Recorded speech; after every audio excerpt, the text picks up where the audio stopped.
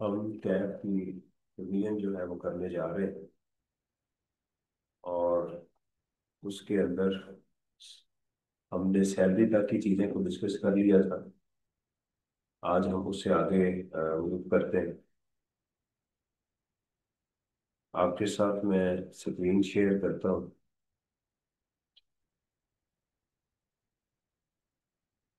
Income next head हमारा जो उसके बाद है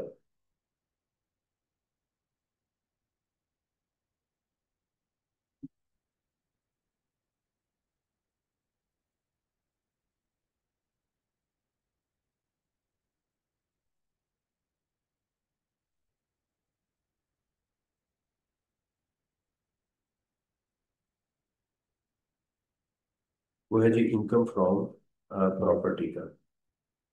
इनकम फ्रॉम प्रॉपर्टी में हमारे पास पहले चार्जेबल रेंट है। और चार्जेबल रेंट के अंदर हम इसकी जो रिडक्शंस हैं वो माइनस करते हैं। इसमें सबसे पहले जो हमारे पास अमाउंट है वो है हमारा रेंट।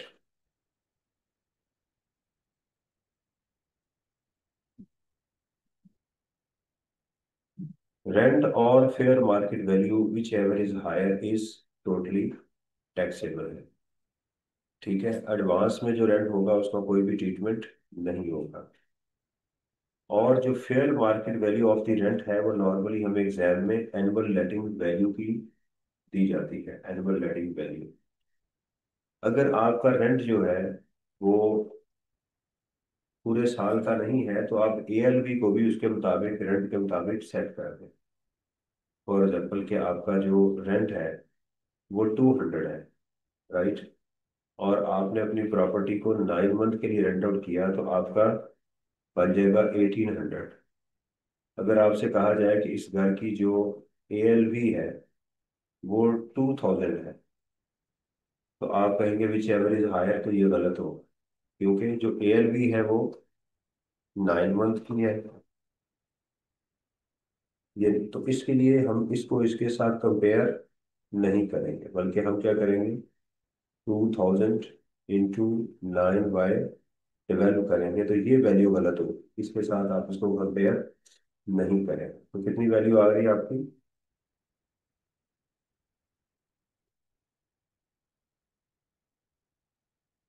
1500। तो आपका जो रेंट होगा वो कितना होगा? 1800 वो हो जाएगा। इसके बाद इसमें सिक्योरिटी या गिरवी अगर आपने ली है बिल्डिंग के लिए या प्रॉपर्टी के लिए तो उसका 1/10 जो है वो आपकी टैक्सेबल इनकम में ऐड किया जाएगा। इसके अलावा जो फोर फिट डिपॉजिट है for the sale of immovable property वो भी इसमें ऐड किया जाएगा। जब ये तीनों चीज़ों को आप ऐड करेंगे तो इसको बोलेंगे चार्जेबल रेंट। ये इनकम फ्रॉम प्रॉपर्टी में आएगा। क्या इसमें रेंट जो है वो मूवेबल आइटम्स का आ सकता है? The answer is no. ये सिर्फ लैंड और बिल्डिंग का है। इस रेंट के अंदर अगर आपने कोई building with plant and machinery rent out की है तो वो भी नहीं आएगी, वो भी इसमें शामिल नहीं होगी। इस घर के या बिल्डिंग के रिगार्डिंग अगर आपने कोई वो लिया हुआ है, यूटिलिटीज आपने प्रोवाइड की है, कोई इंटरनेट की फैसिलिटी प्रोवाइड की है तो वो भी इसमें शामिल नहीं होगी। अगर आप इसके मालिक नहीं हैं, किराएदार हैं और आपने इसको सबलेट किया है तो वो भी इनकम इसमें शामिल नहीं होगी। ठीक है, वो इनकम फ्रॉम अदर सोर्सेज में चली जाएगी। इसके बाद इसमें जो डिडक्शंस हैं, अगर तो ये प्रॉपर्टी या बिल्डिंग है, एग्जामिनर वर्ड यूज करता है, तो आपने इस चार्जेबल रेंट का 1/5 लेना है। आप कहते हैं सर अगर मेरे पास सिर्फ यहाँ 4 फीट डिपॉजिट हो तो क्या फिर भी मैं 1/5 लूंगा अगर मेरी ये दोनों आइटम्स एग्जाम में नहीं है? हाँ, फिर भी आप लेंगे। आप कहते हैं सर अगर मेरे पास ये वाली सिर्फ आइटम हो, फिर भी लेंगे, राइट। कोई भी इनमें से एक आइटम या तीनों हो आप इसका चार्जेबल का रेंट नहीं लेंगे। ये कब नहीं लेंगे? अगर आपने प्लॉट को रेंट आउट किया हुआ है, ओपन प्लॉट को किया, तो फिर आप यहाँ पर रिपेयर नहीं लेंगे क्योंकि रिपेयर प्लॉट के ऊपर नहीं मिलती। इंश्योरेंस ऑफ द बिल्डिंग, जिसका ताल्लुक भी बिल्डिंग, अगर आपने बिल्डिंग की इंश्योरेंस करवाई है वो भी अलाउ है आपको। ये एग्जाम में गिवन हो या ना हो आपने रिपेयर कैलकुलेट करना ही होती। अगर आपने इस बिल्डिंग का लोन लिया हुआ है, या ये आपकी ग्राउंड रेंट पे कर रहे हैं, HBFC को शेयर उसका दे रहे हैं, इंटरेस्ट दे रहे हैं, तो ये सारे एक्सपेंसेस आपको अलाउ है, कितने जितने इस प्रॉपर्टी पे खर्च किए गए हैं। Legal charges to defend the title of the property, अगर आपकी प्रॉपर्टी के ऊपर किसी ने मुकदमा कर दिया और उसके लिए आप लीगल चार्जेस इनकर कर रहे हैं, तो वो भी अलाउ है आपको। अनपेड रेंट की कंडीशंस मौजूद है लॉ के अंदर, कि अगर आपने बिल्डिंग किसी को रेंट आउट की, वो आपका जो है वो नहीं पे हो सका, आपने वो पैसे आपको मिल नहीं सके, उसके लिए भी आपको अनपेड रेंट यानी बैड डेट्स जिसको उर्फ आम में कहते हैं वो मिल जाए। इसकी लॉ ने कंडीशंस आपको बता दी हैं कि वो जो रेंट था वो टैक्सेबल था, यानी आपने पहले उसको इनकम में ऐड किया था, आपने उसके लिए पूरी कोशिश की कि वो रिकवर हो जाए, लेकिन वो इररिकवरेबल है। जिस टेनेंट को आपने ये प्रॉपर्टी दी है, उससे प्रॉपर्टी आपने खाली करवा ली है, या खाली करवाने के लिए आपने स्टेप्स ले लिए हैं, ये उसके अंदर मौजूद है। और उस टेनेंट के पास कोई और प्रॉपर्टी भी नहीं है, ये अगर कंडीशन पूरी होती है, तो आपको जो अनपेड रेंट है वो एक्सपेंस अलाउ हो जाएगा। इसके अलावा बाकी जितने भी एक्सपेंसेस जो प्रॉपर्टी के रिगार्डिंग होंगे, वो तमाम को आप अदर कलेक्शन या एडमिनिस्ट्रेटिव एक्सपेंसेस में ऐड करते हैं, लेकिन उसकी शर्त ये है कि वो आपकी जो रेंट है, चार्जेबल रेंट जो है, उसके 4% से ज्यादा नहीं होने चाहिए। मींस आपके अदर एक्सपेंसेस और 4% विच एवर इज लोअर जो है वो आपको मिल जाएंगे, तो ये आपकी टैक्सेबल इनकम आ जाएगी under the head income from property. तो क्या इसके ऊपर जो है वो कोई सेपरेट टैक्स रेट्स हैं? The answer is no. ये आपकी नॉर्मल इनकम है और उसमें ऐड होगी। अगर इसमें लॉस आ जाए, नेगेटिव अमाउंट आ जाए, तो ये सेट ऑफ हो सकती है। किस किस के अगेंस्ट सेट ऑफ हो सकती है? ये बिजनेस के अगेंस्ट सेट ऑफ हो सकती है, कैपिटल गेन्स के अगेंस्ट, और इनकम फ्रॉम अदर सोर्सेज के अगेंस्ट एडजस्टिंग हो सकती है। लेकिन अगर फुली सेट ऑफ ना हो, तो फिर ये कैरी फॉरवर्ड नहीं होगा, कैरी फॉरवर्ड नहीं होगा। ये इसके अंदर हमने वो बात की थी। फिर हमने कहा कि अगर मेरा टेनेंट स्विच कर जाए, तो जो तो अनएडजस्टेबल अमाउंट का क्या ट्रीटमेंट होगा? जो आपकी अनएडजस्टेबल अमाउंट होगी, उसमें से जो आप लिखेंगे जो करंट टेनेंट से आपके पास आई है, ये वाली अमाउंट जो भी है। फिर जो पहला टेनेंट गया था, उससे जो आपने अमाउंट ली थी, उसका 1/10 ले, और कितने टैक्स ईयर रहा इसको छोड़ दें। इस साल को छोड़ के बाकी जितने साल भी आपके पास रहा, उस पे आपने मल्टीप्लाई करना है, उस अमाउंट को माइनस करेंगे, फिर जो आंसर आया तो उसका 1/10 ले। दोबारा बता दूं, अगर आपके पास पहली दफा ही आपको अनएडजस्टेबल अमाउंट मिल रही है, तो फिर तो उसका वही तरीका है कि आप उसका 1/10 लेके अपनी रेंट में ऐड कर देंगे। लेकिन अगर वो अमाउंट जो है, टेनेंट स्विचिंग हो रही है, इस साल आपके पास मिस्टर बी है, पहले मिस्टर ए था, तो जो मिस्टर ए से आपने अनएडजस्टेबल अमाउंट ली थी, उसको 10 पे डिवाइड करेंगे, और जितने टैक्स ईयर, इस टैक्स ईयर को छोड़ के वो उसमें से क्या कर देंगे, मल्टीप्लाई करेंगे। पहले वो अमाउंट माइनस करेंगे, फिर जो अमाउंट आई है उसका 1/10 आपकी इनकम फ्रॉम प्रॉपर्टी में ऐड होगा। ये वाला सिलसिला इसमें चलेगा। हम्म। जीरो कर दें। इनका सवाल ये है कि देखिए, अब ये वाली वैल्यू जो है, ये वैल्यू नेगेटिव में हो जाए तो जीरो कर दें। मैक्सिमम 10 ईयर्स के लिए हो सकती है। अगर टेनेंट सेम ईयर में छोड़ के चला जाए, तो फिर उसका कोई ट्रीटमेंट नहीं होगा, क्योंकि 1/10 लिया जाता है उस साल जिस साल आप आए हैं, जिस साल छोड़ के जाए उस साल इसको नहीं लिया जाता। अगर को ओनरशिप हो आपकी किसी भी प्रॉपर्टी के अंदर बिजनेस के अलावा, तो आप पहले टैक्सेबल इनकम डिवाइड करेंगे, first compute the taxable income and then divide income among the members. ठीक है, ये बिजनेस को हम को ओनरशिप नहीं कहते। अगर आपके जो एक्सपेंसेस हैं वो एक से ज्यादा जगहों पर इस्तेमाल हो रहे हैं, तो आप उनकी क्या करेंगे, अपोर्शनमेंट करेंगे। अपोर्शनमेंट किन किन हालात में हो सकती है एक्सपेंसेस की? The property is not rented for the whole year, property पूरा साल रेंट आउट नहीं रही, आपने 9 माह की, पहले 3 माह खुद इस्तेमाल कर रहे थे, तो आप पूरे साल के एक्सपेंसेस माइनस नहीं करें। सही है, जितने पोर्शन के लिए है उतने ही करेंगे। प्रॉपर्टी पूरी रेंट आउट नहीं हुई, उसका कुछ हिस्सा रेंट आउट हुआ है, तो पार्टी आप उसको उसका एक्सपेंस लेंगे। 50% दी है तो एक्सपेंसिव भी 50% होंगे। Part of the expense is use, यानी एक्सपेंस आपके फुली यहाँ इस्तेमाल नहीं हुए, आपने किसी और मकसद के लिए भी इस्तेमाल, यानी आपने लोन लिया 100 मिलियन का, तो उसमें आपने 70 मिलियन जो था वो प्रॉपर्टी में इस्तेमाल कर लिया, और 30 मिलियन आपने अपने पर्सनल यूज में दे। तो आपका इसका जो इंटरेस्ट होगा वो भी आपको 70% अलाउ होगा। तो ये सूरतें हैं जो लॉ ने हमें बताई हैं कि कब आप सारे का सारा एक्सपेंस प्रॉपर्टी से रिलेटेड माइनस नहीं करें। एग्रीकल्चरल इनकम की डेफिनेशन हमारे चैप्टर में गिवन है कि एग्रीकल्चरल इनकम किसको कहते हैं। वो लैंड और बिल्डिंग जो एग्रीकल्चरल पर्पस के लिए इस्तेमाल हो, उससे जो इनकम आएगी वो एग्जाम्प्ट होगी। उस एग्रीकल्चरल लैंड के ऊपर कोई भी एग्रीकल्चरल प्रोसेस करें, उस पे हल चलाएं, उसको पानी दें, वाटरिंग, लॉगिंग, जो भी आप उसके ऊपर काम कर रहे हैं वो सारे का सारा उनकी इनकम एग्जाम्प्ट होगी, एग्रीकल्चरल इनकम कहलाएगी। फिर हमने सवाल किया कि इसमें बार बार बिल्डिंग भी इस्तेमाल होती है, उन्होंने कहा उसकी इनकम भी एग्जाम्प्ट। राइट, हमने कहा स्टोरेज हाउस, उन्होंने कहा कि स्टोरेज हाउस जो उसके बिल्कुल करीब हो, उसकी विसिनिटी के साथ हो, वो भी क्या होंगे, एग्जाम्प्ट हो जाएंगे। लॉस का मैं आपको बता चुका हूँ। और इसमें इनकम फ्रॉम अदर सोर्सेज में अगर आपने renting of the building with plant and machinery की है तो वो अदर सोर्स में चली जाएगी। उसके साथ आपने यूटिलिटीज अमेनिटीज प्रोवाइड की हैं या कोई अदर सर्विसेज आप प्रोवाइड कर रहे हैं तो वो भी इसमें इनकम फ्रॉम अदर सोर्स में जाएगी, यानी रेंट वगैरह उसका वो देगा। इसके तरह पास पेपर को देखते हैं।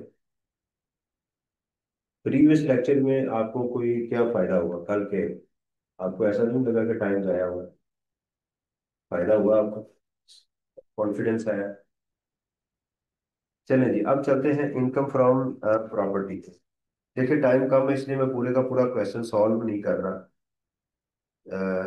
मकसद ये है कि आपको चीज़ों का, जी क्या कहते हैं,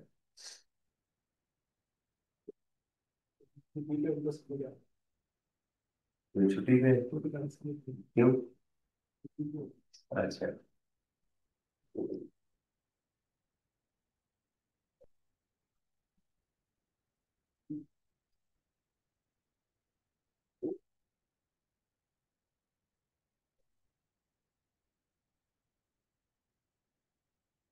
तो हम एक काम करते हैं कि इसके ना दूसरा सॉल्यूशन भी साथ ओपन कर लेते हैं ताकि इधर ये, नहीं मुझे ये खोलूंगा फिर यही खुल जाएगा ना, तो ये नए में खुलेगा।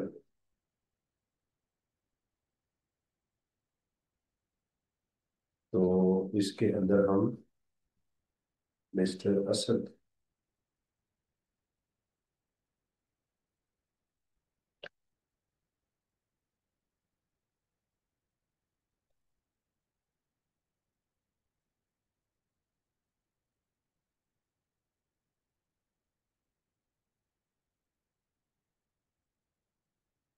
ये क्वेश्चन कौन सा था?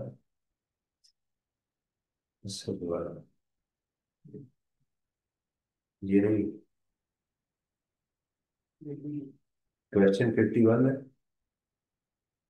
हमें सोल्यूशन लेना है ना इसका। ये आ गया, यही है ना? तो साथ मैंने कहा हम इसको देख के इसका सोल्यूशन भी ले लें। ये सोल्यूशन आ गया, ये देखो।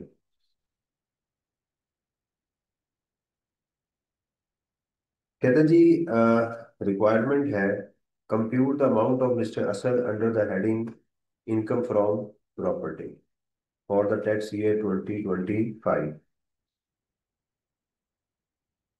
Mr. Asad owns some buildings which are given on rent. Following information is available. Annual rent received from the tenant 1.8 million, totally taxable.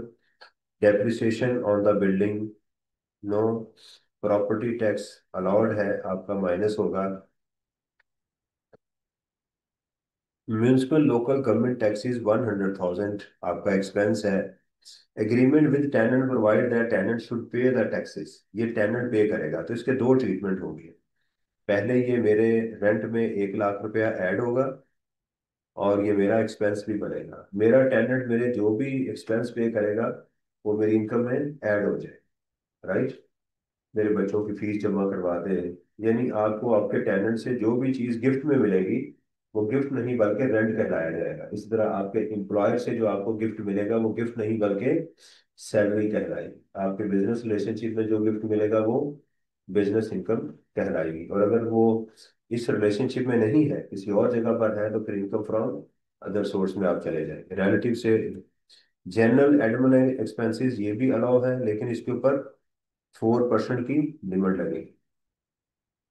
Rent received include 600,000 for 3 years commencing from July for the current tax year.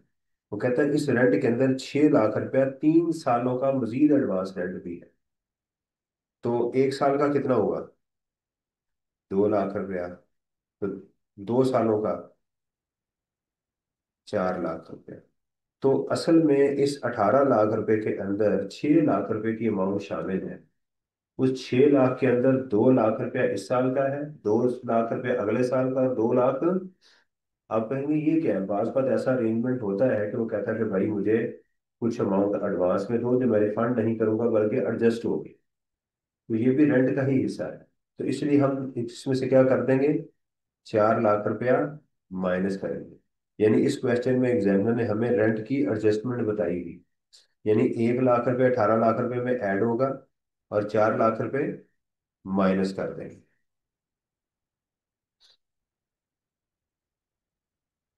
हाँ, approval basis पे है ना। तो हमें advance 6 lakh मिला हुआ है, तो जो 4 लाख रुपया अगले 2 सालों का है उसमें से निकाल दें। ठीक है। Mister Asad follow accrual basis of accounting ना भी कहता तो income from property accrual basis पे ही टैक्स होती है, रिसीट बेसिस पे टैक्स नहीं होती, राइट। इसमें हमारे पास रेंट था, इसके अलावा और कोई अमाउंट नहीं थी। ये देखिएगा, रेंटल इनकम कितनी आ गई थी हमारे पास? एक 18 लाख। ये देखिएगा,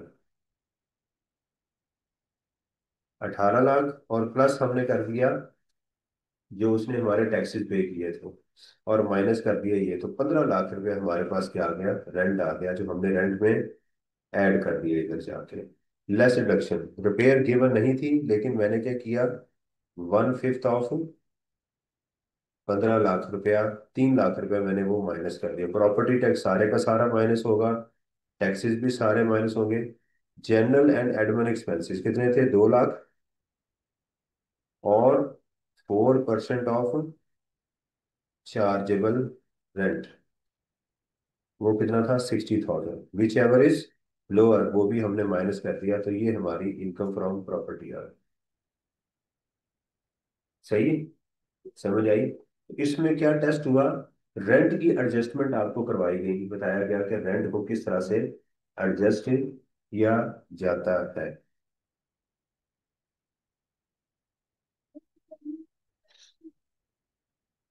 क्योंकि ये मेरे टेनेंट ने पे किए थे ये वाले। मेरा टेनेंट मेरा कोई भी बर्डन बर्दाश्त करेगा तो वो मेरा रेंट गिना जाएगा। यानी ये 1 लाख रुपया मैंने देना था, मैंने अपने किराएदार को कहा तुम दो, तो वो क्या चीज गिनी जाएगी? मेरी इनकम गिनी जाएगी ना। एक्सपेंस क्यों होगा? क्योंकि मैंने पे किया है। मैं पे कर दूं, मेरा बेटा पे कर दे, कोई बंदा मेरे बिहाफ पे कर दे, वो मैंने ही पे किया है, इसलिए वो इसमें आ जाएगा। अच्छा जी। Taxable income and tax liability, यहाँ टैक्सेबल इनकम भी चाहिए और टैक्स लाइबिलिटी भी चाहिए फॉर टैक्स ईयर 2025 के लिए।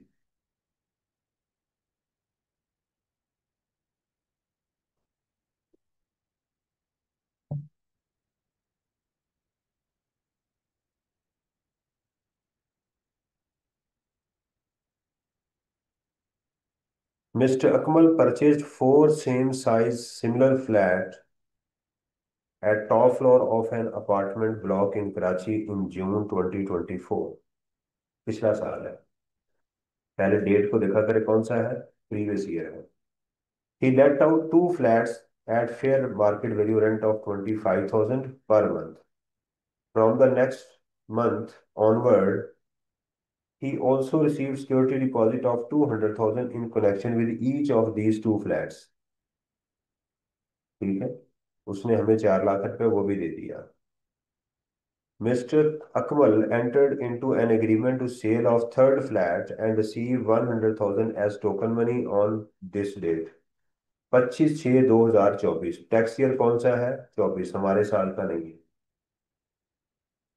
The rest of the proceed amount was to be paid in 15 days time। However, the buyer failed to make the payment due and the token money was forfeited by Mr. Akmal। The said flat was then rented to his cousin at a monthly rent of 15,000 on this date, with a security deposit of rupees 50,000। Fourth flat was used by Akmal for his own residential purpose। Mr. Akmal paid property tax 20,000 in connection with each of the four flat.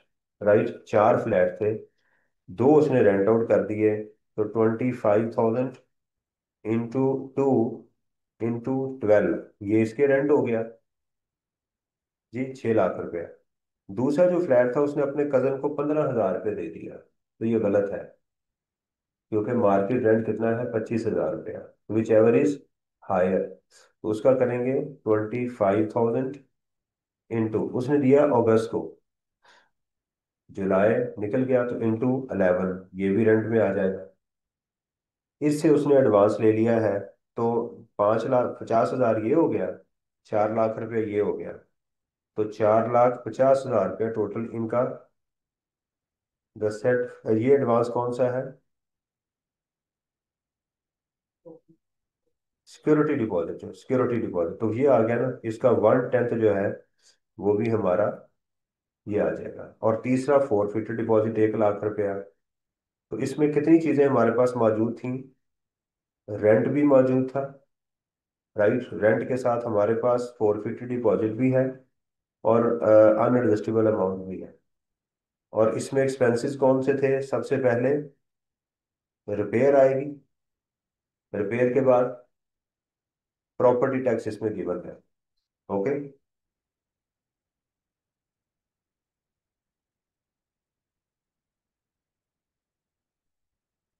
Property tax को क्यों add करेंगे,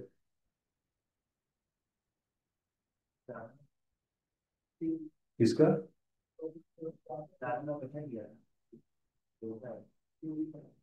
भी, एक 2 लाख रुपए एक ने दिया, दो एक ने दिया, प्रॉपर्टी टैक्स खुद जो जो भी पे करे, कितना है, 20,000 है ना, तो तीन का लेंगे ना, 20,000 इंटू, पहले देखिएगा 20,000 इंटू 12, दो फ्लैट का आ गया, फिर 20,000 इंटू 11, ये उस फ्लैट का जो तीसरा है, क्योंकि तीसरा फ्लैट उसने रेंट आउट ही किया है ना अगस्त में, तो इसलिए ये इन दोनों का पूरे साल का, और इसका 11 माह का आएगा।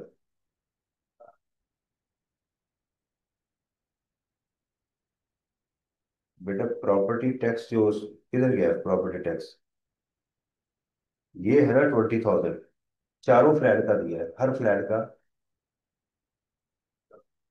हाँ, ओ सॉरी,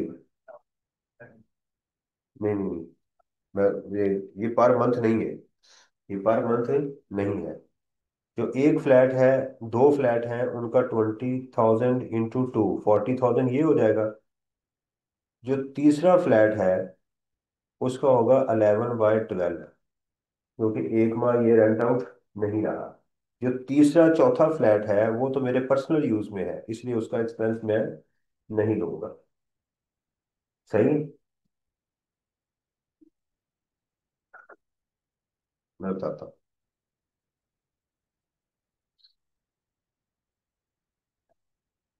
ये देखिएगा, जो फ्लैट 1 था, 25,000 इंटू 12 मेरा रेंट हो गया, फ्लैट 2 का भी यही हो गया। इसमें अनएडजस्टेबल जो अमाउंट थी, 2 लाख का 1/10, 1/10 इसमें 20,000 आ गया। इन्होंने इस तरह से किया हुआ है। फ्लैट 3 का 11 माह का रेंट आ गया, और वहां 50,000 रुपये मेरा क्या था, नहीं, ये सिक्योरिटी थी, उसका 1/10 आ गया। तो रेंट भी आ गया, और मेरा 1/10 और वो भी आ गया। उसके बाद 450 डिपॉजिट था, वो भी आ गया। ठीक है। तो टोटल अगर देखें, चार्जेबल रेंट मेरा कितना आ गया, इनको ऐड करें, 10,20,000। एग्री। अब देखें, इसमें सबसे पहले तो आप रिपेयर अलाउंस इसका 1/5 इसका माइनस कर दें। दूसरा प्रॉपर्टी टैक्स जो है, ये प्रॉपर्टी टैक्स यहाँ गलत किया हुआ है, ये वाला। ये जरा प्लीज नोट कीजिएगा। ये क्वेश्चन नंबर है 51, मिस्टर अकमल वाला। और इसमें लिखिए कि जैसे कल आपने मुझे भेजा था ना, आज भी भेजा है। रॉन्ग प्रॉपर्टी टैक्स, इसमें प्रॉपर्टी टैक्स ये नहीं आएगा, इसमें आएगा 20,000 इंटू 2, फिर आएगा 20,000 इंटू 11/12। ये अमाउंट गलत है। हाँ, जो भी आएगा। ठीक है। अब इसकी अमाउंट कितनी आ गई ये, इसका क्या करेंगे आप, टैक्स कैलकुलेट करेंगे। आपने कहा 450 कैसे, इसका एक और तरीका भी हो सकता है ना, मैं आपको इसका बताता हूँ। इसका ये भी तरीका हो सकता है कि आप अपने पैटर्न पे करें, आप रेंट लें। नंबर 1 रेंट, नंबर 2 आपका अनएडजस्टेबल अमाउंट,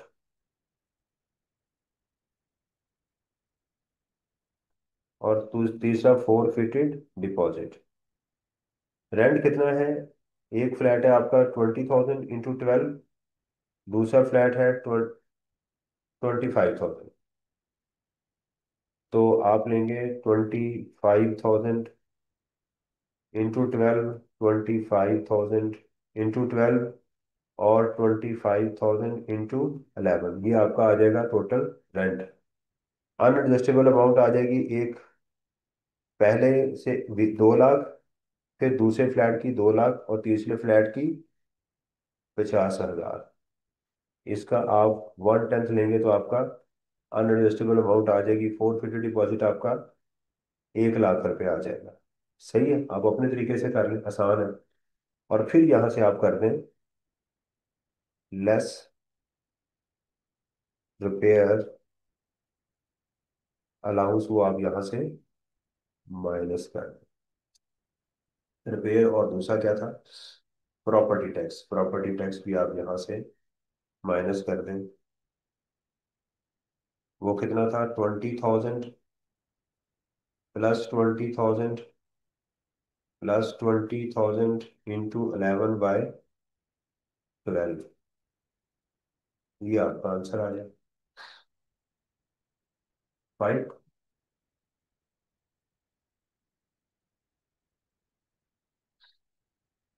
अच्छा अच्छा।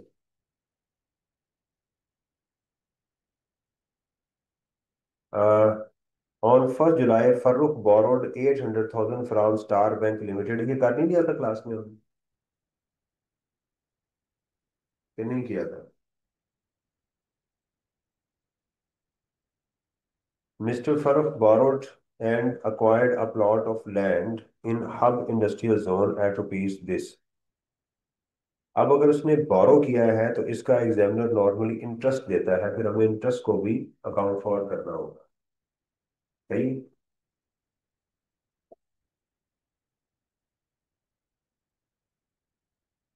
ही invested the rest of the loan in business venture, ये उसने कर दिया। He invested the rest of the loan in business venture with his friend. The above loan carries markup at a rate of 12% per annum and is repayable in 8 equal quarterly installments starting from 1st July 2025। उसका जो है वो payment 1 जुलाई 2025 से होनी है। हमारा tax year कब close हो रहा है, 30 जून 2000। इससे मुराद ये है कि पूरे साल में कोई भी किस्त अदा नहीं की गई, हमने फ्लैट पूरे साल का रेट लेना। अगर ये दरमियान में होती तो फिर मुझे इंटरेस्ट क्वार्टरली या जैसे भी पेमेंट होती उसके मुताबिक कैलकुलेट करना पड़ता। तो उसने हमें यानी क्वेश्चन को आसान कर दिया कि समझे कि पूरा साल हमने कोई भी पैसा वापस से नहीं किया। On 1 August 24 Farooq decided to sell the plot of land to Zulfikar Motor at 10 million and received a forfeited deposit of this from them. Uh, ये क्या लिखा है? And receive a deposit of from them या from them है?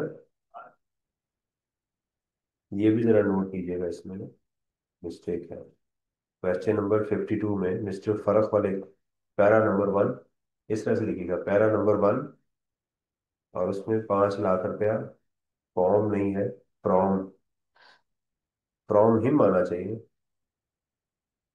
From या them आना चाहिए। On 15th of August, Zulfikar Farooq forfeited the deposit on refusal of Zulfikar Motors to purchase the plot of land। इसमें क्या गलती थी? इस क्वेश्चन में ये वाली थी मिस्टेक। मैं इसको सेव ही कर लेता हूँ ताकि साथ साथ जो है ना।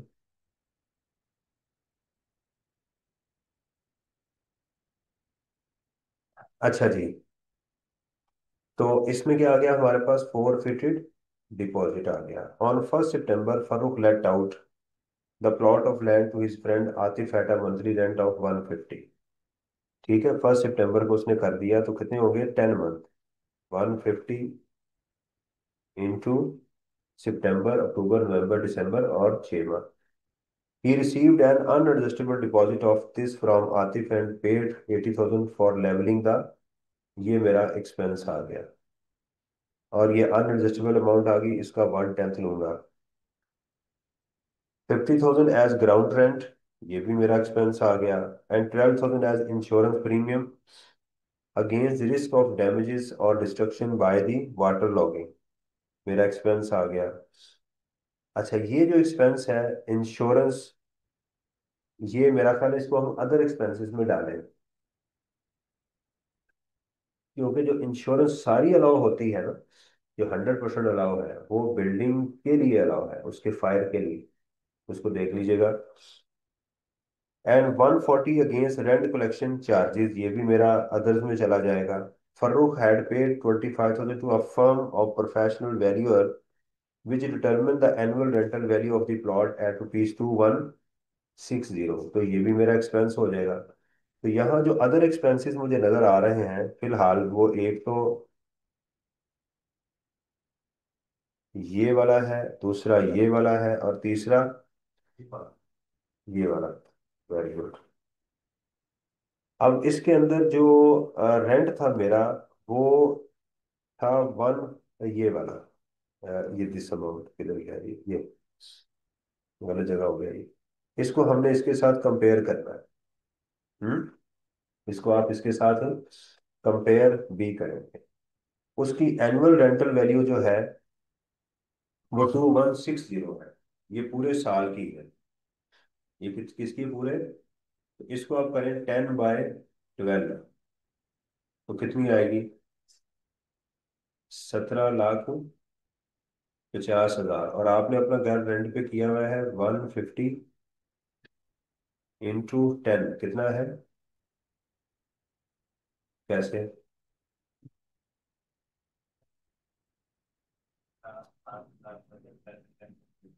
मुझे आप ही ने बताया कितना आता है। 18 लाख आपने कहा है, 17,50,000 आता है।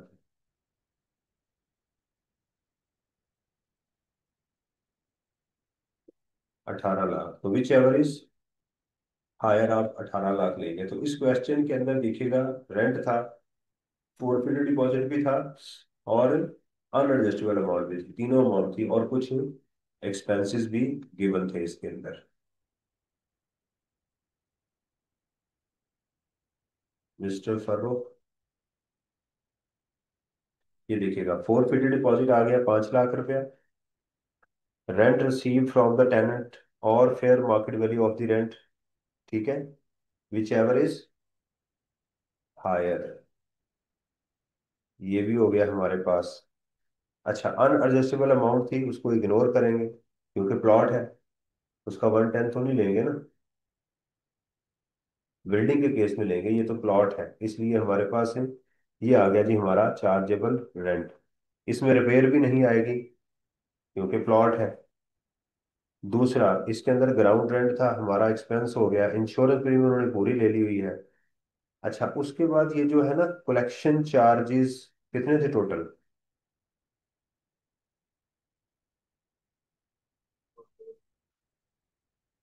वो देखेंगे ना कितने। 1,40,000 ये है और 25 ये है। 1,40 और 25 कितना हो गया? 1,40 जमा 25 कितना हो गया? हाँ, 165 और 4% ऑफ दी चार्जेबल रेंट, ये 92,000, विच एवर इज लोअर, ये वाला है। जो एक्सपेंसेस लॉ ने हमें सारे के सारे अलाउ नहीं किए, वो हम सारे के सारे क्या करते हैं, इकट्ठे कर देंगे। सारे के सारे क्या कर देंगे, इकट्ठे कर देंगे हम उसको, वो डाल देंगे। उसके बाद हमने लोन लिया हुआ था 650 का, 12% रेट था, और 10 माह के लिए हमने वो यूज किया, तो 10/12 किया, तो ये आंसर आ गया। इंश्योरेंस जो है ना, एक मिनट जरा मुझे दोबारा देखें, मैं उसमें जरा जाके देखूं इंश्योरेंस। खालिद साहब की बुक में देखते हैं कि इंश्योरेंस जो है वो कितनी अलाउ है। इसको जरा एक दफा दोबारा पढ़ना पड़ेगा। हाँ जी। नहीं, इंश्योरेंस तो सारी अलाउ है, लेकिन उसकी वो पूरी होनी चाहिए ना। एक मिनट है ये।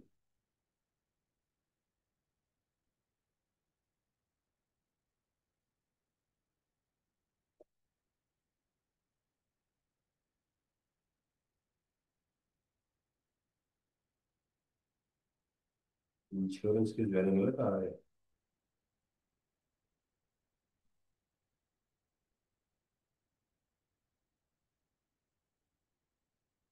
इंश्योरेंस की ज्वाइनिंग क्यों मिल रहा है, मैं गलत लिख रहा हूँ?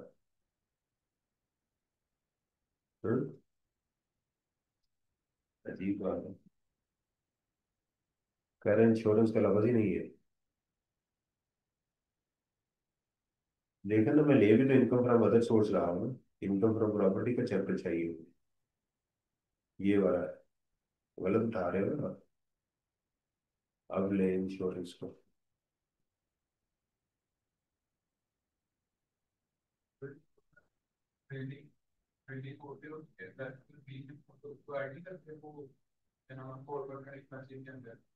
एक मिनट में जरा। नहीं, बात ये है कि मैं इंश्योरेंस के स्पेलिंग गलत लिख रहा हूँ। ये insurance in respect of building, ये प्लॉट है ना, तो ये फिर गलत है इसमें। ये गलत है, ये भी इसका मुझे बताइएगा, इसको भी हम ठीक करवा देंगे। इसकी जो इंश्योरेंस है वो भी इसमें आनी चाहिए।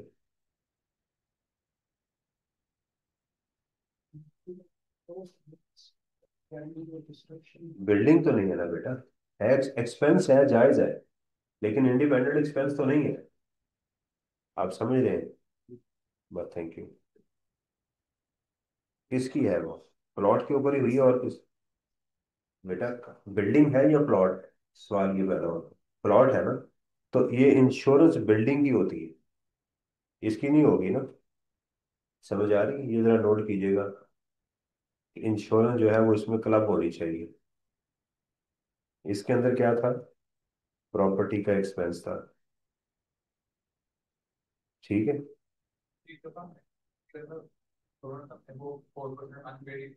यही करनी है यहाँ पर भी, मुझे यही करनी चाहिए कि हमें जो इंश्योरेंस है ये 12 लाख फॉर लेवलिंग, ये वाली एक अमाउंट, ठीक है।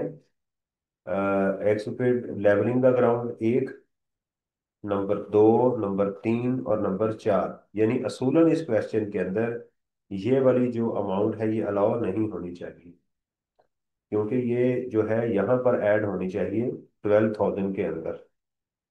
इसके अंदर आएगी तो ये बन जाएगा आपका 1,177 बन जाएगा, और विच एवर इज लोअर ये होनी चाहिए। सही है कि नहीं, समझ आई?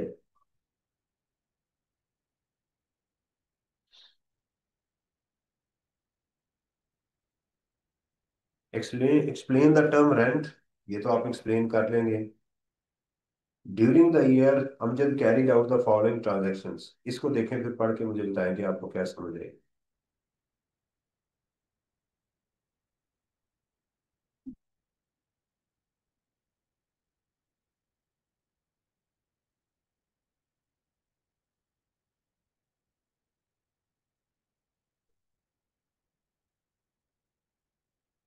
ये आखिरी क्वेश्चन करते हैं ताकि बाकी आगे मूव करें।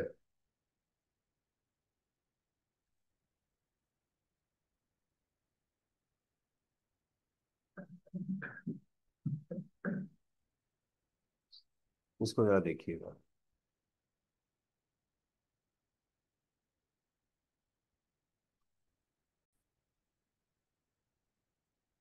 जी अवैस, आपका कोई क्वेश्चन है?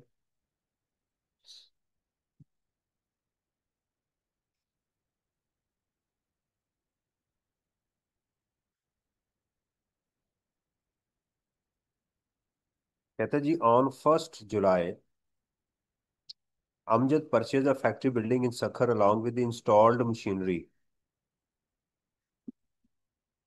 देखें, जब भी आप एसेट को ले रहे हैं तो ये सोचा करें, एसेट आया है मेरे पास, क्या करना है।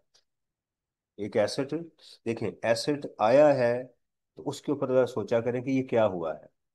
ये एसेट, फिर देखें कि एसेट का यूज कहाँ हो रहा है। अगर एसेट डिस्पोज ऑफ नहीं किया तो वो कोई इनकम जनरेट करेगा।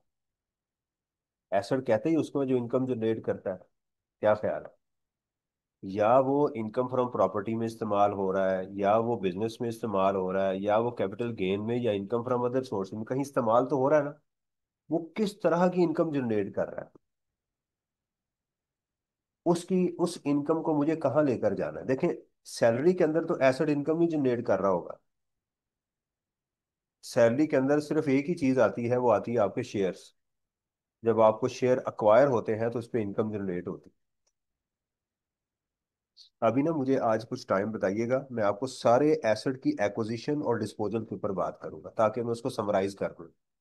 शेयर्स के ऊपर, शेयर्स को मैं अलग से, शेयर्स का अक्वायर करना और शेयर्स का बेचना, एसेट का अक्वायर करना और एसेट का बेचने को हम डिस्कस करेंगे। फिर गिफ्ट का लेना, वो कहाँ कहाँ जाएगा, ताकि चीज़ों को हम जरा सम अप करते जाएं।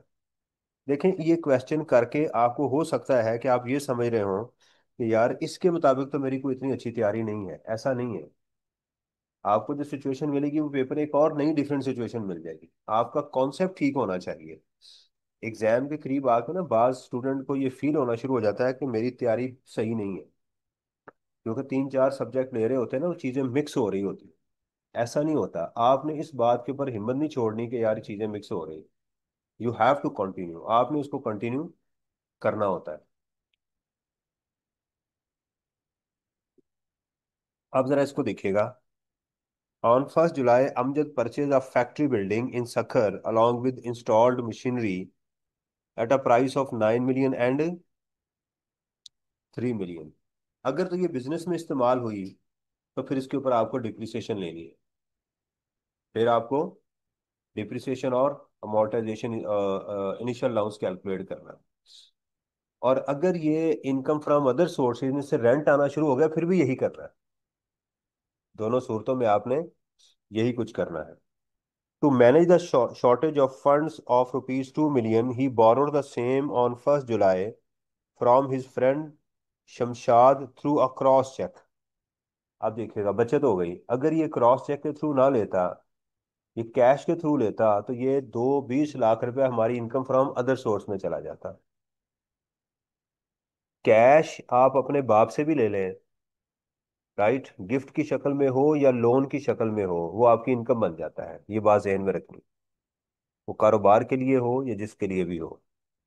The loan carries interest at the rate of 18%। आप कहेंगे सर अगर मैं ये कैश के थ्रू लेता तो क्या मुझे ये इंटरेस्ट अलाउ होता? यस। लॉ ने इसकी कोई ममानत नहीं की। आप लोन ले लें किसी से कैश की शक्ल में, वो इनकम फ्रॉम अदर सोर्स में जाएगा, एक्सपेंस मिल जाएगा आपको जो भी आप उसको इंटरेस्ट दे रहे हैं। ओके। ये चीज यहाँ पर मौजूद है। यहाँ पर आपको क्या अभी अभी तक कुछ समझ नहीं आई कि उसने रेंट आउट किया या नहीं? अभी मुझे एक ही बात की समझ आई है कि मुझे इसके ऊपर इनिशियल अलाउंस भी लेना है और डेप्रिसिएशन भी कैलकुलेट करनी है। क्योंकि इसकी दो ही सूरतें हैं, या तो मैं फैक्ट्री खुद यूज करूंगा या मैं आगे रेंट आउट कर दूंगा। अगर खुद यूज करूंगा तो ये एक्सपेंस बिजनेस में चला जाएगा, और अगर मैं रेंट आउट करूंगा तो ये मेरा जो है वो इनकम फ्रॉम अदर सोर्स का एक्सपेंस बन जाएगा। दोनों सूरतों में मुझे एक्सपेंस मिल जाएगा। दूसरा एक्सपेंस उसमें ये है, ये वाला 20 लाख रुपया। On 1 January he let out his building along with plant to Basit at a monthly rent of this, तो इंटू 6, 6 जो है वो 6 से मल्टीप्लाई करेंगे, ये आपका बन जाएगा, रेंट आ जाएगा इनकम फ्रॉम अदर सोर्सेज। तो आपका 30 लाख रुपया यहाँ से रेंट आ गया। यहाँ से दो एक्सपेंस आए आपके, इनिशियल अलाउंस प्लस डेप्रिसिएशन। तीसरा एक्सपेंस आपका आ गया 2 मिलियन इंटू 18% इंटू 6/12। तो इस पैरा तक पहुंचते हुए हमें क्या हुआ? तीन तरह के एक्सपेंस, हमें दो एक्सपेंस मिल गए और एक इनकम मिल गई। ओके।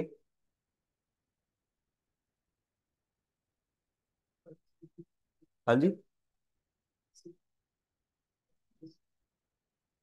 दोबारा फिर मिल जाएगा अगर आपने पे ऑफ नहीं किया तो। हमने रेंट आउट बेटा कब की है? यही तो अभी अपोर्शनमेंट का रूल पढ़ के आए हैं। जब हमने प्रॉपर्टी पूरा साल रेंट आउट नहीं की तो इंटरेस्ट पूरे साल का क्यों लेंगे? उसको पूरे साल का ही देंगे आप, लेकिन उसमें एक्सपेंस आपका कितना है? वो वाला 6 मंथ का होगा वो आपके। जी। हमने हमारा ईयर एंड तो 30 जून तक होता है ना। On 1st July, Amjad let out his residential property situated in DHA Karachi to Mirza Limited at a monthly rent of this. Rent for 2 years was received in advance. Rent उसको जो है वो मिला है 2 साल का एडवांस में, इसका हमारे साथ कोई ताल्लुक नहीं है। हमारी प्रॉपर्टी रेंट आउट हुई है 1 जुलाई को, तो हम यहाँ पर 3 लाख इंटू 12 जो है वो लेंगे, 3.6 मिलियन की हमारी इनकम आ जाए। कौन सा? वो कहता है rent for 2 years war received in advance. उसमें वो कह रहा था कि इसमें 2 सालों का एडवांस है। 3 का दिया हुआ था, 2 का तो हमने निकाल दिया। यहाँ अगले 2 सालों का है, वो दोनों का निकाल दिया। पिछले क्वेश्चन में नहीं बेटा, हाँ। Rent for 2 years was received in advance, ये वाला इस लाइन का कोई ताल्लुक नहीं होगा। वो कह रहा है वो इसमें शामिल नहीं है। पिछले क्वेश्चन में और सीन था, वो कह रहा था कि ये जो आपको 18 लाख रुपए की अमाउंट नजर आ रही है, उसमें 6 लाख रुपए की अमाउंट शामिल है। उसमें 1 साल का एडवांस रेंट इस साल का है और 2 साल का उससे अगला का है। तो हमने उसमें से क्या किया फिर? इस साल का रहने दिया और अगले साल का माइनस कर दिया। यहां तो ये नहीं बता रहा कि इसके अंदर रेंट शामिल है, ये तो इंडिपेंडेंट एक इन्फॉर्मेशन दे रहा है, तो यहां से उसको मैं क्यों निकालूंगा? ये तो इन्फॉर्मेशन बता रहा है कि मुझे जो पैसे मिले हैं वो एडवांस में मिले हुए हैं। सो वट, हमने कहा ठीक है, सही है, इस ओके कि नहीं? बताए ना। पिछले भाई आपके रेंट के अंदर आपने हमेशा प्रॉपर्टी का रेंट लेना होता है। उसमें अगर एडवांस रेंट आपने लिया हुआ है और इस अमाउंट में शामिल नहीं है तो कुछ भी नहीं करना। मुझे हर सूरत में रेंटल अमाउंट चाहिए होती है। जी। क्या पूछे?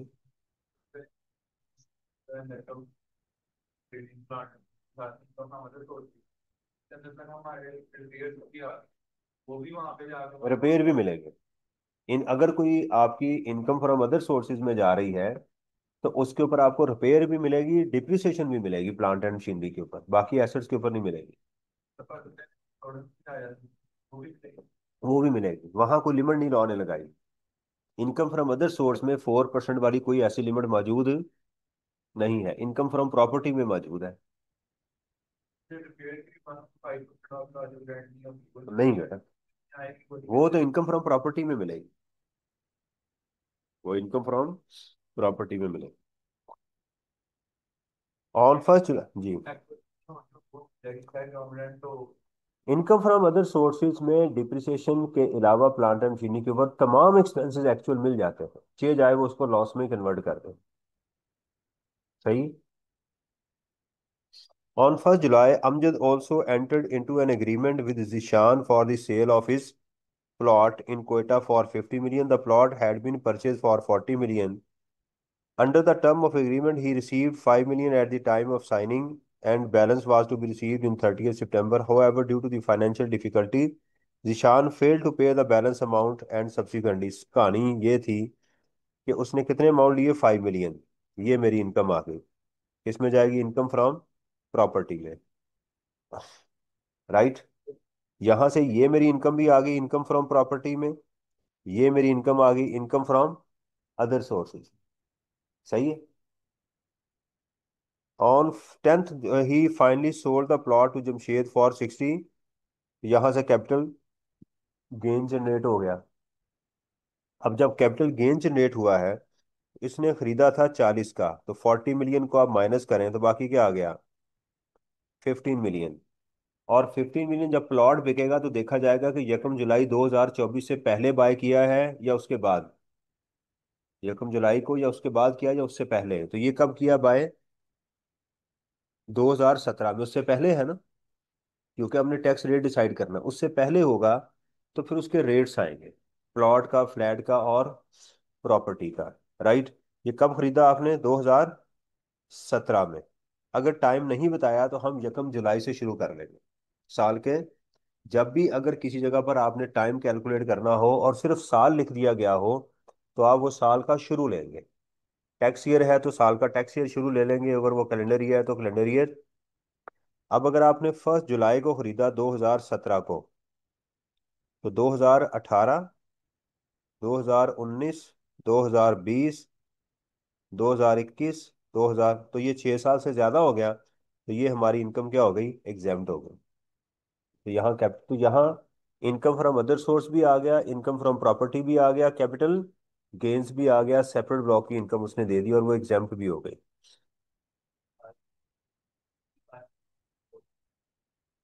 उसने कह दी he had purchase the plot for 60 million. है।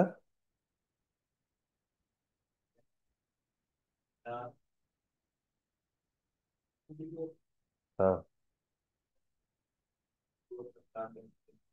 कितने का खरीदा था, 40 का, तो बेचा कितने का, तो कितना गेन आ गया। हाँ जी। सही है। अच्छा जी, प्रॉपर्टी सखर और कराची, कराची की कौन सी प्रॉपर्टी थी उसकी, ये वाली।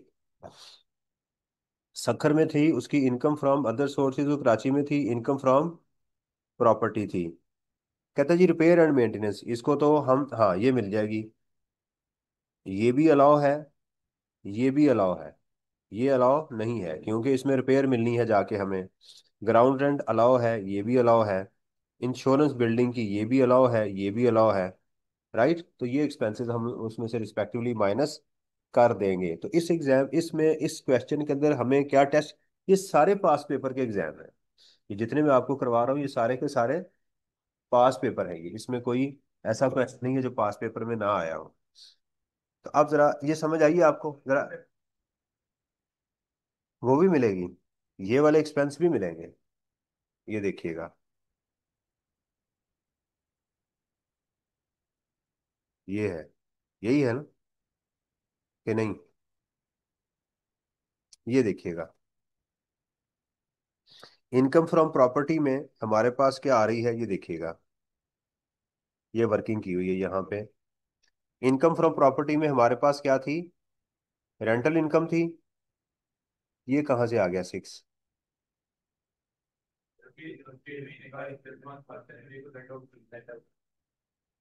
क्या,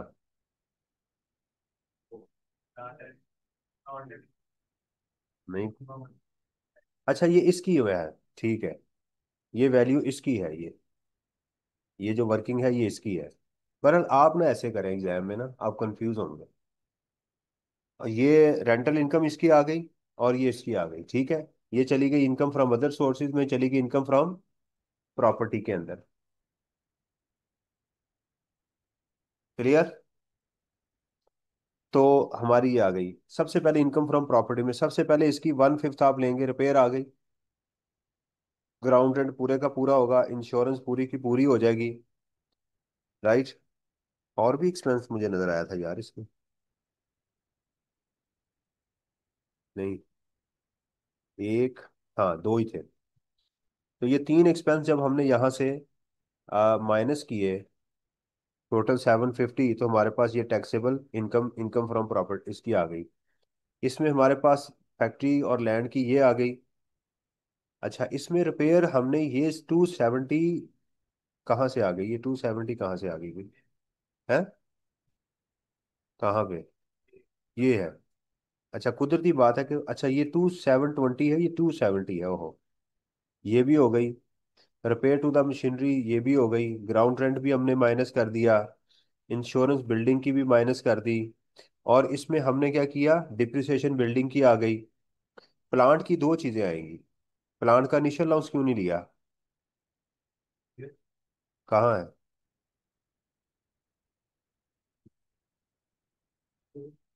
हाँ जी।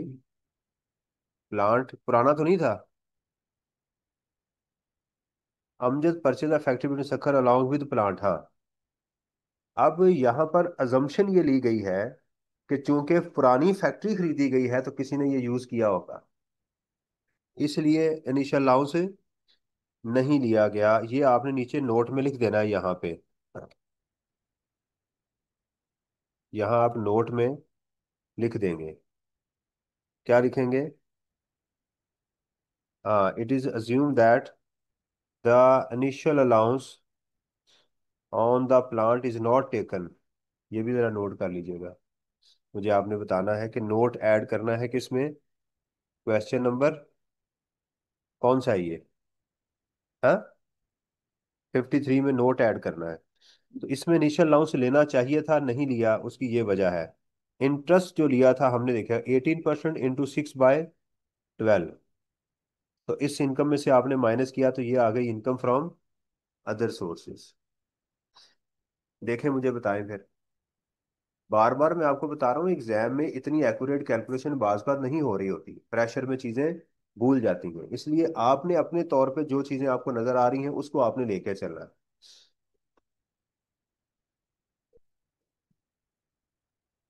इसी का है। अच्छा जी। तो ये हमारी आ गई जी, रेजिडेंशियल प्लॉट की वर्किंग आ गई, इनकम फ्रॉम प्रॉपर्टी की 450 डिपॉजिट आपके पास आ गया। इनकम फ्रॉम अदर सोर्सेज की भी वर्किंग वन आ गई हमारे पास। कैपिटल गेन जो था वो हमने क्या कर दिया, एग्जेम्प्ट कर दिया, टैक्सेबल इनकम आ गई। इसमें टैक्स भी मांगा गया था कि नहीं? नहीं मांगा गया, तो ये हमारी टैक्सेबल इनकम आ गई। अब जरा इस क्वेश्चन में देखें। इस क्वेश्चन के अंदर उसने हमसे कैपिटल गेन को भी टेस्ट कर लिया, इनकम फ्रॉम अदर सोर्सेज को भी टेस्ट कर लिया, और इनकम फ्रॉम प्रॉपर्टी को भी टेस्ट कर लिया, और साथ इंटरेस्ट को भी टेस्ट कर लिया, सेक्शन 39 और 40 को भी टेस्ट कर लिया। ये सारी चीजें इसमें टेस्ट हो चुकी हैं।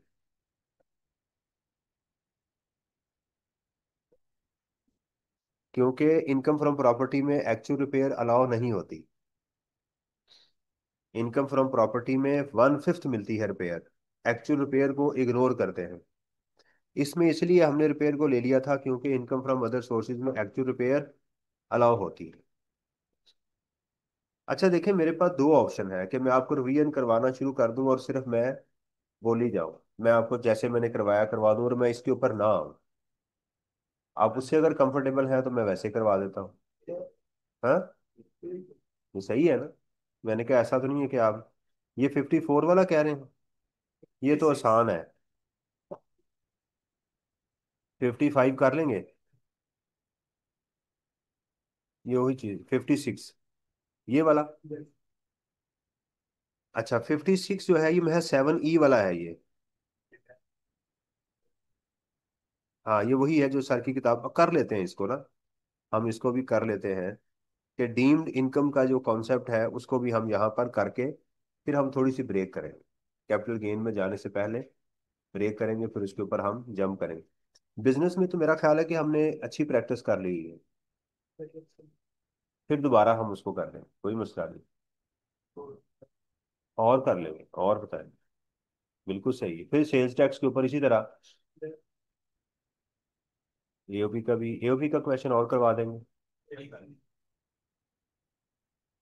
इंडिविजुअल के अंदर, एओपी के अंदर इंडिविजुअल का भी हो जाता है। टाइम देख लें जितना है, मुझे तो जो कहेंगे मैं करवाई जाऊंगा, मुझे क्या मसला। मैं यही कह रहा हूँ ना कि हम एओपी के और इंडिविजुअल के क्वेश्चन में कोई बहुत फर्क नहीं होता। बिजनेस की मैं बात कर रहा हूँ, एओपी का वही सेम पैटर्न है, बल्कि एओपी के क्वेश्चन में चीजें कम होती है। मेंबर की जब आप टैक्सेशन करेंगे, जो किसी एओपी का मेंबर हो, तो फिर वहां पर वो चीजें आती। आजकल 3 क्वेश्चन वो दे रहा है कंप्रीहेंसिव, एक बिजनेस का, एक सैलरी का, और एक सेल्स टैक्स में से कम 3 क्वेश्चन वो बनाई जा रहा है। यानी आप बिजनेस में से क्वेश्चन आ रहा है, या एओपी का आता है या इंडिविजुअल का आएगा। सही है, सैलरी का भी आ रहा है। और एक दफा तो उसने क्या किया, 2 बिजनेस के क्वेश्चन बना दिए हुए। हाँ उसने 2 कर दिए, अलग बना दिए, प्लस उसके साथ उसने सेल्स टैक्स का तो एक क्वेश्चन कंप्रीहेंसिव लेता ही है वो। क्लियर, ये चीजें भी वो उसमें कर रहा है। अच्छा जी, ये क्वेश्चन देखिएगा, इनकम फ्रॉम प्रॉपर्टी का। कहता है जी, under the provision of 7E the income tax ordinary compute total income of Faraz in respect of 7E। 7E के अंदर जो हमारा टैक्स रेट है वो कितने परसेंट है? वो है 20%। और इनकम कितनी है? वो है 5% of the fair market value. ये 2 चीजें हैं, टैक्स रेट कितना है? 20%। क्लियर, ये किसका है? 7E का। above mentioned property also state the reason for excluding any of the properties from this computation। ये सिर्फ लैंड और बिल्डिंग को हम लेंगे। इसका रूल ये होगा कि वो तमाम लैंड और बिल्डिंग जो आपके बिजनेस में या किसी टैक्सेबल एक्टिविटी में इस्तेमाल होंगी उनको निकाल देंगे। वो लैंड और बिल्डिंग जिसके ऊपर आपने 236K का एडवांस टैक्स दिया वो निकाल देंगे। कोई एक प्रॉपर्टी जो आपका दिल है वो भी इसमें से निकाल देंगे। राइट। ये निकालने के बाद जो आपकी आइटम बचेगी उसका हम 5% देंगे, वो इनकम होगी। और उस 5% का 20% देंगे तो वो टैक्स आ जाएगा। अच्छा, इसमें उसने सिर्फ इनकम मांगी है, टैक्स नहीं मांगा, तो इसलिए हम ये वाला 20% यहाँ पर अप्लाई नहीं करेंगे। ये बात आपने जहन में रखनी। इनकम और 7E के अंदर जो आपकी इनकम है वो 5% है। देखें, एग्जाम में आप उलट कर सकते हैं कि आप जब इनकम कैलकुलेट करें तो वो 20% ले लें, और टैक्स कैलकुलेट करें तो वो, ये उलट कर सकते हैं। देखें, गिनती अगर गिने, काउंटिंग करें, तो पहले क्या आता है? 5, फिर क्या आता है? 20। तो इनकम में पहले क्या लफज आता है? Income tax. अगर आप लिखें इनकम, तो फिर क्या लिखेंगे? यही लफज है ना। तो यहाँ 5 और यहाँ 20। ये 20 कैसे होगा? 5 चौका 20। ये 4 कहाँ से आया? क्योंकि साल में 4 क्वार्टर होते हैं। हैं? हाँ, टी से टैक्स और टी से 20, जैसे मर्जी याद करने, इसके ऊपर आधा घंटा मजीद भी खिताब हो सकता है। हाँ जी। हाँ, हाथ काट लेंगे वो, वही 7 पेपर के लगा देंगे। अच्छा, आपने अपने दिमाग को ये सिग्नल नहीं देना कि मेरे से पेपर नहीं होना, मैं आपको बार बार कह रहा हूँ। ये सिग्नल नहीं आपने देना। देखें, जहां तो कोई चीज किसी के कंट्रोल में है, फिर तो आप कह सकते हैं। जो चीज आपके कंट्रोल में है वहां आपने अपने आप को लेट डाउन नहीं होने देना। चलें जी।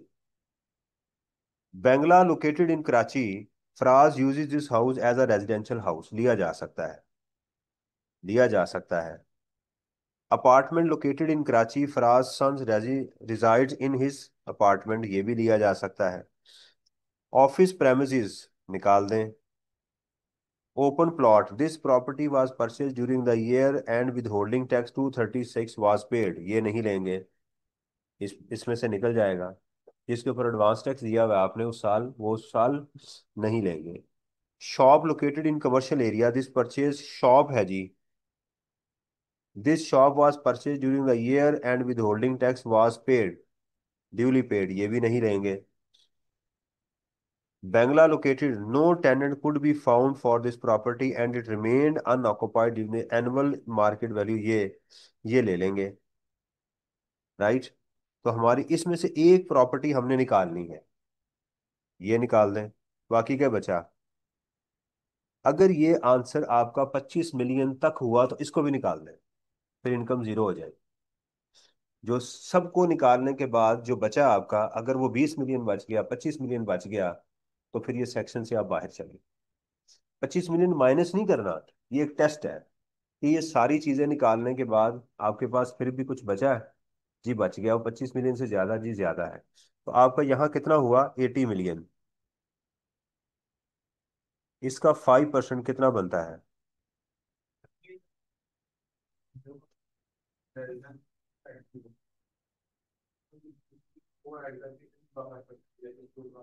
बेटा आप या वाली ये निकाल दें या इनमें से ये वाली निकाल दें, कोई एक निकालनी है ना। असल में तीन प्रॉपर्टीज एम्बिट में फॉल कर रही हैं। 60, ये वाली 20 और 80 फॉल कर रही है। इन तीनों में से कोई एक आपने निकालनी है, इसको निकाल दें या इसको निकाल दें। लॉ ने रेजिडेंशियल प्रॉपर्टी को नहीं निकाला हुआ, लॉ ने ये नहीं कहा कि रेजिडेंशियल प्रॉपर्टी निकाल दें, उसने कहा कोई एक प्रॉपर्टी आप निकाल दें।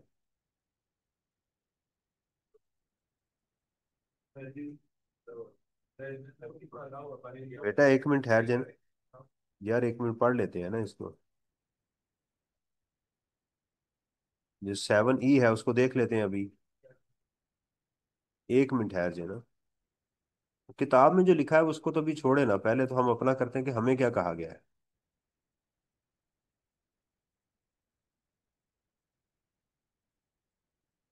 ऊपर है 7E, कैपिटल गेन में है।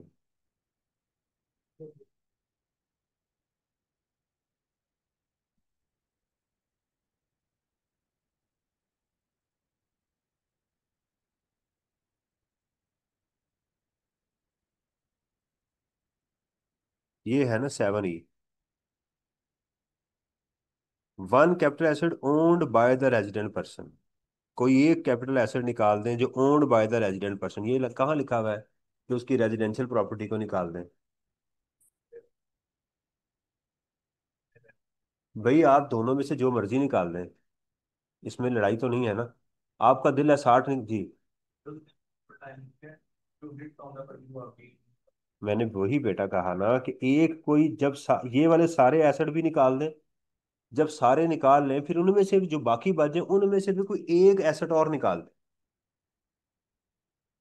आप वो प्रॉपर्टी इसमें से माइनस कर दें जो आपकी शॉप है, जो फैक्ट्री है वो भी निकाल दें, जो किराए पे दी है वो भी निकाल दें। राइट, जो इनकम फ्रॉम अदर सोर्स को इनकम जनरेट कर रही है उसको भी निकाल दें, फार्म हाउस को भी निकाल दें, वो प्रॉपर्टी जिसके ऊपर आपने एडवांस टैक्स दिया वो भी निकाल दें। जब सारी निकाल दें, जो बाकी बच जाए उसमें से कोई एक प्रॉपर्टी वो निकाल दें अपनी मर्जी से, कोई भी निकाल दें। अगर कुछ बाकी बच गया और अगर वो बाकी बच गया और वो 25 मिलियन से ज्यादा है, उसका 5% आपकी इनकम होगी, ये रूल है।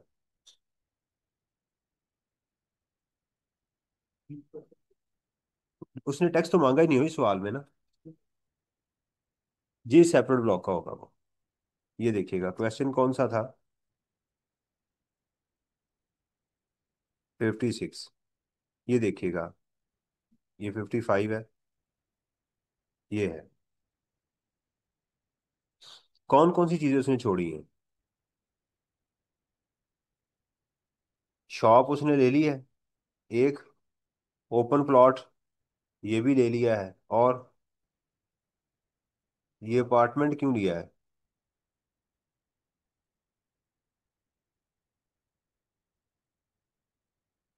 ये अपार्टमेंट कौन सा है? ये लिया है ना अपार्टमेंट? ये देखें, उसने ये लिया 2 मिलियन का। ये ले लिया हुआ है। 20 मिलियन है, 2 मिलियन है? 20 ये लिया हुआ है उसने, हमने भी लिया हुआ है। उसने शॉप भी ली है। शॉप तो नहीं होनी चाहिए।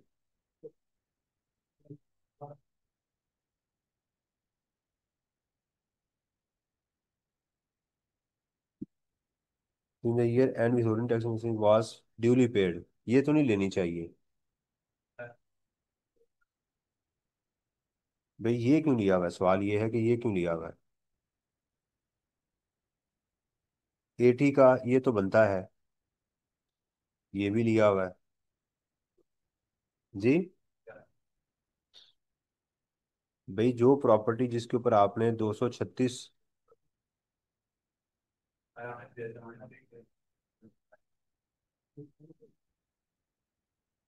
इन दोनों के ऊपर टैक्स पे कर दिया हुआ है ना।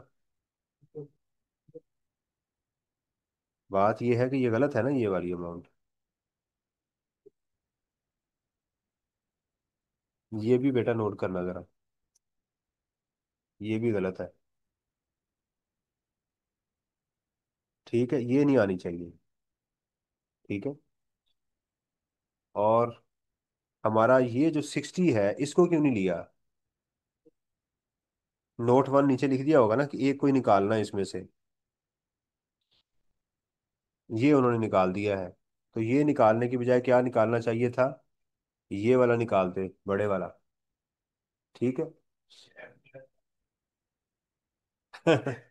हाँ नहीं, अगर आप हैं तो इसको निकाल दें। बहरहाल ये मेरे ख्याल में सोल्यूशन ठीक नहीं है।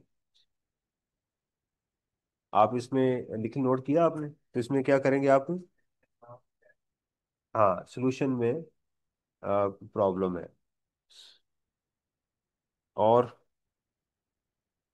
ये था जी हमारा इनकम फ्रॉम प्रॉपर्टी का और 7E का जो अभी तक हमने डिस्कस किया है। इसको अगर हम समराइज करें अभी इस हेड को, तो इसमें हमने देखा कि एग्जामिनर ने हमारी अपॉर्शनमेंट की अच्छी कैलकुलेशन करवाई है। Expenses borne by the tenant उसकी उसने हमसे कैलकुलेशन करवाई है। इसके बाद एग्जामिनर ने हमसे फेयर मार्केट वैल्यू की उसने हमसे करवाई है। फेयर मार्केट वैल्यू को एएलवी भी दिया है। अगर आप सेल्फ हायरिंग में है तो वहां एएलवी नहीं लेंगे। वहां पर एएलवी आप नहीं लेंगे। अनएडजस्टेबल अमाउंट की उसने हमसे कैलकुलेशन करवाई है। उसने फिर यहाँ पर सेक्शन 39 और 40 को टेस्ट किया है। यहाँ पर उसने प्रॉफिट ऑन डेट को भी दिया हुआ है। तो ये एरिया भी अल्हम्दुलिल्लाह हमने इस पहले हाफ में हमने कवर किया है। एग्री? राइट। अब इसको थोड़ा सा ब्रेक करते हैं 10 एक मिनट की। आप इसको जरा समराइज करें, सोचें, फिर आगे चलते हैं।